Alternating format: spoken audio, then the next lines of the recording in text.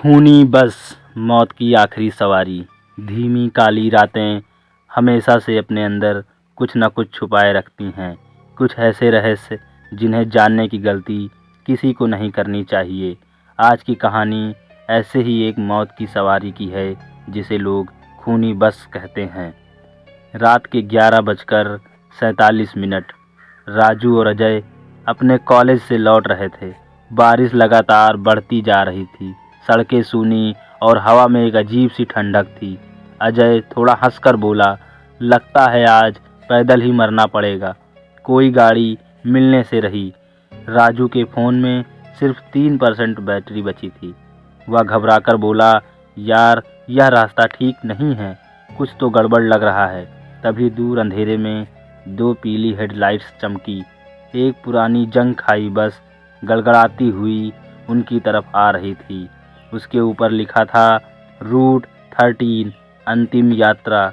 बस खाली थी, अंदर कोई नहीं। दरवाज़ा अपने आप ची करके खुल गया। अंदर घुप अंधेरा, पीली टिमटिमाती लाइटें, सीटों पर धूल और भूरे धब्बे। राजू धीरे बोला, ये धब्बे खून जैसे लग रहे हैं। और फिर उसने देखा हर सीट पर गहरे नाखूनों के निशान, जैसे किसी ने भागने की कोशिश में सीटें नोच डाली हों। अजय ने खुद को मजबूत दिखाते हुए कहा, यार तू ज़्यादा सोच रहा है। लेकिन तभी राजू की नज़र पड़ी। एक सीट पर पड़ा था एक छोटा सा स्कूल बैग, भीगा हुआ, मिट्टी से सना हुआ।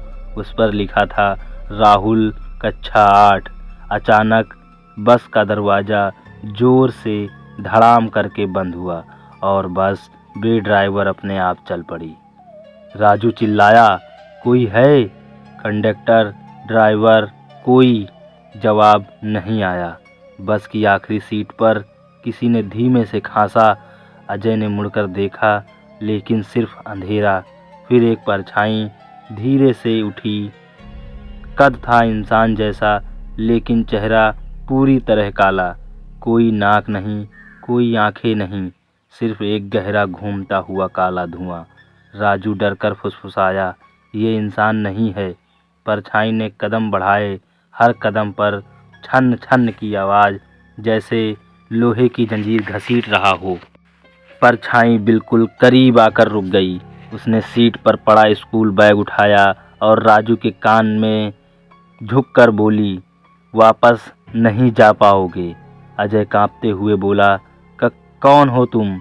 बस की लाइटें तेजी से चमकने लगी और अगली झिलमिलाहट में परछाई का चेहरा साफ दिखा, फूला हुआ, सड़ा हुआ और आंखों की जगह 2 गहरे अनंत काले गड्ढे। राजू और अजय चीख उठे। परछाई ने कहा, ये बस उन लोगों को ढूंढती है जो रात में अकेले निकलते हैं। अचानक झटका खाकर तेज हो गई। सीटें अपने आप हिलने लगी। पीछे की हर सीट पर नई नई परछाइयाँ उभरने लगी।